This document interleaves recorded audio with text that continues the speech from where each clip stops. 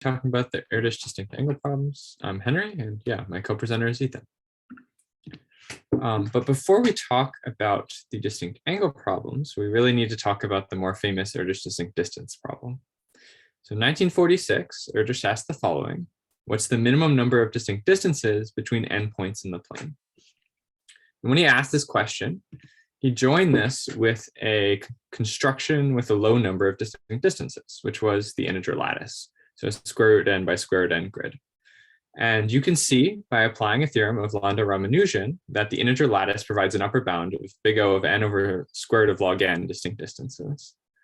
And part of what's interesting about this problem is that although it's really simple to state, it's proven very difficult to actually find the answer to. And indeed, it's only been finally resolved in 2015 by Guth and Katz, at least for all intents and purposes, when they showed an almost matching lower bound of omega of n over log n distinct distances. And so because the problem took so long to solve, a lot of variants of the problem emerged in the meantime. For example, you can consider the problem on restricted point sets. So what's the minimum number of distinct distances over sets where no three of the points are on a line, or no three of the points are on a line and no four in a circle, with those choices of restrictions coming from the seemingly optimal configuration of an integer lattice. You can also ask what the maximum size of the k distance set is, so fixing the number of distances and increasing the number of points. And another variant is for fixed n points, what's the largest size of a subset of those points with all distinct distances? And in a sense, what is the largest number you can choose such that for any set of n points, there is a subset of the points of that size with all distinct distances. And these three variants, of which there are many more in Adam Scheffer's survey, for example, these three variants are the ones we're going to talk about in the analogous setting of the Erdős distinct angle problem in this talk. Okay, so the distinct angle problem is really the same problem, except for angles. It's asked by Erdős and Purdy in 1995, and is just, what's the minimum number of distinct angles, excluding trivial angles of 0 or pi, formed by n not all collinear points in the plane? In this case, we have to ban a single configuration to get started, because when all the points are in a line, then there's nothing interesting that happens. But once you get rid of that configuration, interesting behavior emerges. Okay. So when this question was asked, another seemingly optimal configuration was proposed, in this case, the regular n-gon. And regular n-gons have exactly n-2 distinct angles, which you can see by inscribing the n-gon in a circle, and then noticing that all the angles between the points in the n-gon are inscribed angles. And so their size is in bijection with the size of the arc lengths subtending them. And it's pretty easy to go through and count that the only possible lengths of arc lengths subtending them are one side, two side, up to n-2 sides of the polygon. You can also pretty easily show a general lower bound on the minimum number of distinct angles. And you can do this using progress on the weak-Dirac conjecture. And the weak-Dirac conjecture states that any set P of n non-collinear points in the plane contains some distinguished point, such that it's incident to at least CL of n over 2 of the lines you can draw between the points in the configuration.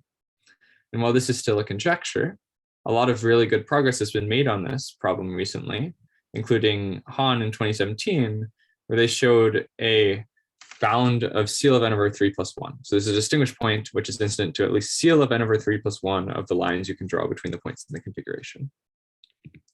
And using progress in the weak-Dirac conjecture, you can get lower bounds on the minimum number of distinct angles. So in the general case, you can get a lower bound of n over 6.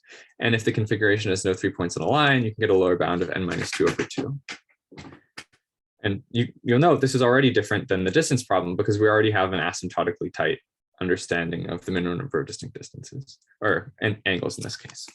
Okay, so the way this proof goes is you fix the distinguished point, which is incident to a lot of lines in the configuration existing by the progress in the weak-Dirac conjecture. So that's this green point in this diagram here. And then you fix a point on one of the lines incident to the distinguished point. And this distinguished point, along with that fixed line, will form the apex of the angles we'll count and one of the legs. And then we vary the other leg of the angle over the other incident lines. And so in the general case, we have at least CL of n over 3 other lines incident to this distinguished point, giving us at least n over 3 angles, including this leg and this apex vertex of the angle. And then those angles can have the same size if and only if they're reflections of one another over this green line, which is one of the legs of the angle. And so you get a lower bound of at least n over 6 distinct angles. And in the case of no 3 points being on a line in the configuration, then there is at least n minus 1 lines incident to the distinguished point. And so you get an analogous lower bound of n minus 2 over 2 distinct angles. And so that seemingly optimal configuration of the regular polygon yielding n minus 2 distinct angles, along with this lower bound using the weak-Dirac conjecture, is most of what was known by the time we started our work. So the rest of this talk will be new stuff.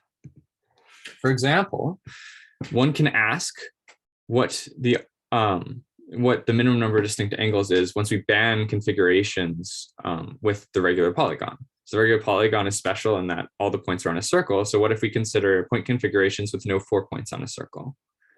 Well, it turns out you can still get n minus 2 distinct angles, just like the regular polygon.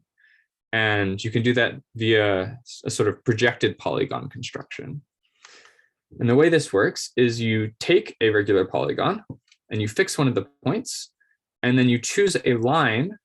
In the case of an even number of points, the line tangent to the circle and going through the opposite point to the point you fixed. And in the case of an even number of points on the polygon, the line coincident to the opposite edge. And you do a stereographic projection of all the points you didn't fix onto that line. So the resulting configuration is 1 point off a line and the rest on a line. And via some casework, you can show this still has n minus 2 distinct angles. Something interesting to note about this is before we had a lot of points on a circle, now we have a lot of points on the line. So then naturally, what happens if you ban 4 points on a circle and 3 points on a line? Okay, so that's general position, and that becomes more challenging. And so here we'll go through a proof showing that the minimum number of distinct angles is O of n to the log 2 of 7. And in order to do this, you need to come up with a configuration where no 3 points are on a line, no 4 in a circle, and it has a low number of distinct angles. So it has to have structure from somewhere. It's hard just starting in the plane to begin with. So you can go into higher dimensions, have something with a lot of structure, and then project down onto a plane. And that's what we do here. So we'll take the points of a d-dimensional hypercube, and we'll choose a plane such that the orthogonal projection onto that plane is both injective and the projected points are in general position, meaning that no 3 of them are on a line and no 4 of them are on a circle. And then we use a really nice property of orthogonal projections, which comes from them being self-adjoint and idempotent, which is that if you have 2 ordered pairs of points such that the difference vectors between each pair are equal, then the distance between the projected points in each pair is equal. And what this means is that if you have triangles in the hypercube, which are congruent up to a stronger notions of congruence, such that you can actually translate each edge of one triangle to an edge of the other, then the resulting triangles will actually be congruent under the projection. And because they're congruent triangles, they'll have the same exact angles. And so counting the number of these equivalence classes of edge translation equivalent triangles and then multiplying by 3 is a bound on the number of distinct angles in the projected configuration. And just to clarify what I mean by this edge translation congruence, these 2 triangles are congruent triangles, but they're also edge translation equivalent because you can translate this bottom edge to this top edge, this edge to this edge, and this edge to this edge without changing the difference vectors. So the direction is the same. And then via some combinatorial casework, you can show that the number of these equivalence classes of edge translation equivalent triangles in a d-dimensional hypercube is on the order of 7 to the d. And so because you started with 2 to the d points, this gives us the O of n to the log 2 of 7 bound on the number of distinct angles. And you can get number of points in between these powers of 2 just by taking subsets of the points in the hypercube. So now we're going to take a look at another variant. This is, again, analogous to one of the distance problems that Henry went over at the beginning of the talk. So now we're going to let P of k be the maximum number of points in a planar point configuration, admitting at most k distinct angles. So before we were using the number of points as a parameter, and we were trying to talk about the number of angles. And now we fix the number of angles, and we say how many points can we put in such that we still maintain at most this many angles. So we can get bounds without very much trouble. So there's a lower bound of k plus 2, and this comes from the regular k-gon, which has k minus 2 angles. And the upper bound is 6k, which similarly comes from the partial progress on the weak direct conjecture via basically the same argument that Henry went over before, right? So we had a bound of something like n over 6 before. So now we get 6k as an upper bound on p of k. And interestingly, we already have, just like in the other variant of the problem, linear growth. So we have a pretty good idea of what this thing looks like asymptotically. But computing it is a little bit more challenging. So we can compute via some casework and some geometry, some low examples. So for example, p of 2 is 5, and the unique optimal configuration is a, the square with the point in the center. And notice that we're ignoring angles of 0 and 180 because it makes the problem less interesting to consider those. And p of 3 is interestingly also 5, so you don't get any new points, but you get more configurations, all the ones that you see on the screen. There's some interesting symmetries that you can note, but it's not immediately obvious how to either create a closed form solution for p of k, or to generate these optimal configurations in a way that isn't sort of just casework and geometry. So this remains somewhat of an open problem. Now, the last major variant of the angle problem that we have time to consider here is the minimum maximum size of a subset of endpoints with no repeated angles, which is a little bit of, takes a little bit to parse. But what it means is that what you want to find a number such that given a point set of n points, you can always find a subset, at least so big, which has no repeated angles.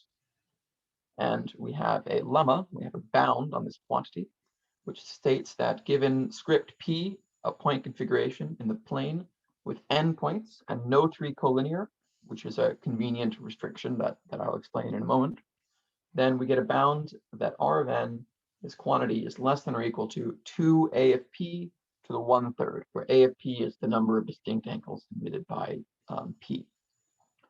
All right, so the proof is not too bad. I'll sketch it here. So first we pick a subset S of our point configuration P. Since S is a subset of P, S admits a subset of the angles that P admits. So S admits at most A of P distinct angles. All right, now the total number of triangles in S is the size of S, choose 3. Each triangle has 3 angles. So the total number of angles, which might be repeated, is 3 times size of S, choose 3. If that's larger than A of P, there are more angles than there could possibly be distinct angles. So there are repeated angles in S. This is where our bound is going to come from. And since size of S, choose 3 is cubic, that's where our 1/3 comes from. So we had an A of n for unrestricted and no 3 on a line as linear. So now we get O of n to the 1/3. And moreover, we recall the bound that Henry explained using the hypercube and the log base 2 of 7. And similarly, taking a cube root, we get for no 4 on a circle and general position, we have a bound here of O of n to the log base 2 of 7 over 3.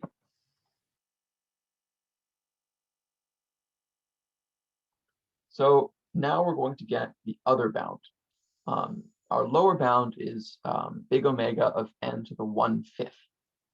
So this is a little bit more involved, but we'll go through it. So we let P be a point configuration in general position of n points. As a reminder, general position means no 3 on a circle, no 3 on a line, no 4 on a circle. Then we pick a subset Q of P, choosing each element of P with probability little p. Then we let Qi of n be the number of pairs of equal angles on I total points. So what this means is that, for example, if we were to look at Q3, we want to look at the configurations, and we'll have some figures in a moment. The configurations of 3 points allowing 2 equal angles. So that's an isosceles triangle, for example. So the number of isosceles triangles is Q3 of n. And then we remove one element from each of these repeated angle configurations. Effectively, we remove all of the repeated angles from Q. And what we're left with is a set we call Q prime. Taking expectations, we see that the expected size of Q prime is Pn minus this sum. So Pn, right, is the expected size of Q, since we're picking elements uniformly. And the sum is then the expected number of elements that we're going to remove when we remove the repeated angle configurations. So here are some sample configurations. As I mentioned, the Q3, the 3-point configurations are isosceles triangles. There is a previously known result that the number of these is O of n to the 7/3. For 4 and 5, there are a couple of different configurations. And for 6, it's just 2 disjoint angles. So one can calculate via some geometry that Q4 of n is O of n to the 1/3. Q5 is O of n to the, to the 3rd. Q5 is O of n to the 4th, and Q6 is O of n to the 5th. Now, interestingly, recall that we are in general position here. So we don't allow multiple points on a circle or line. This is almost not needed. In particular, the circle restriction is almost not needed, but it turns out that for a particular kind of Q4 configuration, where the 4 points lie on a circle, you get into some trouble if you allow more than 3 points on a circle. And in fact, it sort of breaks the whole proof. There's not an obvious way to get rid of that restriction. Now, finally, we pick our black magic probability P, the C times n to the -4/5 for some carefully chosen constant C. We plug that into our expression for the expectation, and we can conclude the result that R of n is big omega of n to the 1/5. This research was done as part of the small REU program, was funded by a very generous NSF grant. We want to thank our co-researchers, Faye Jackson and Hongyu Hu, and also to professors Charles Wolfe, A.B. Paulson, and Stephen J. Miller for their mentorship. We welcome any questions, and thank you so much. These are some of our references. Thank you very much. Are there any questions for our speakers? Check the chat.